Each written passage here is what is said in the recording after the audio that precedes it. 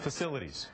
Joe Cirincione is president of Plowshares, a foundation that focuses on nuclear weapons policy. Joe, thank you so much, sir, for being here. We got two issues to take up here, and let's begin with Iran. What do you think of this? I mean, it only makes sense, but to hear from Ehud Barak, a lot of people are paying attention, I suppose, but the U.S. has plans ready for a surgical strike on Iran's nuclear facilities. What do you make of that?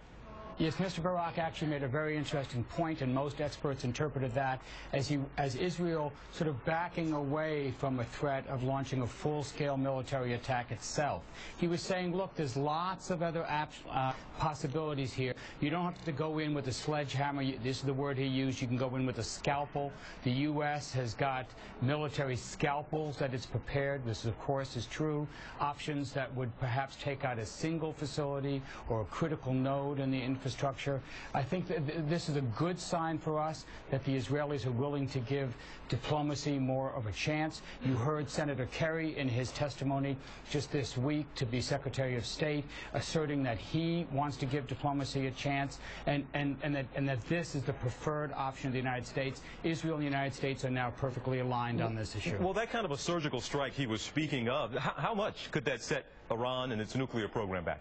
Well, even a full-scale attack couldn't actually stop the Iranian program. You've had Secretary of Defense Gates and then Secretary of State of Defense Panetta say that even a full-scale attack would only delay the program perhaps 1 or 2 years. That's the trouble with the military option. It doesn't solve the problem. It might even accelerate the program as Iran went pedal to the metal, united the population against a U.S. attack, and sprinted to a nuclear weapon. But where would that take us in terms of another war? If there was a surgical strike, I mean, what does this mean? And nobody wants to get bogged down in another war. Well, one country's surgical strike is another's Pearl Harbor, you know. So this is the danger that no matter how small you intend the nuclear option to be, no matter what your belief that you could, I mean the military option, that you could contain this in some way, the other country reacts as if it had been attacked and you launch a full-scale war. A war between the United States and Iran would make Iraq and Afghanistan look like warm-up acts. This would be a major, major confrontation with major impact for the U.S. and global economies. Where is North Korea? Let's turn to North Korea now. Where are they on their ability? I think there's consensus they have what they need to make, I guess, the weapon itself, but not necessarily deliver it.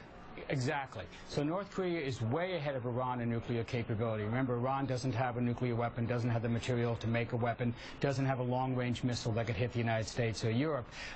However, Korea does. It's tested 2 nuclear devices in 2006 and 2009, but these are just devices. They're not weapons yet. They have a series of tests they'll have to go to prove that this device is sturdy enough and small enough to fit on a missile or a plane, for example. That's why there's some pressure for them to test. They have enough material for somewhere between 6 and 16 nuclear weapons. The goal of U.S. policy is to contain the North Korean program, which it has done over the last few years, prevent them from either spreading this to other countries or developing their technologies further. Okay, and last thing on North Korea, we have seen this kind of posturing before. We're seeing it now from the son, who is the leader there now. Is there anything, as someone who follows this, is there anything new to this type of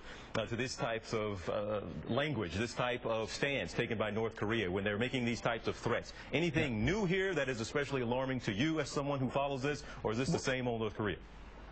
They've used some more provocative language, but I don't interpret that to mean that they're actually going to take a strike against the United States, actually hit U.S. or U.S. interests. What they mean is that if they do a new nuclear test, and many experts expect this to happen, that it's going to be aimed, it's at the purpose of standing up to the United States. This, of course, would serve domestic political purposes for the new leader, strengthen his leadership of the nation. The positive note is that China has reacted to this statement very strongly, and they're bringing more pressure than they have in the past on North Korea to stop them from provoking the situation, from creating instability on China's borders. All right, Joe Cirincione, good to have you and Insights, your expertise this morning. Thank you so much, sir. My pleasure, TJ. We're 16 minutes.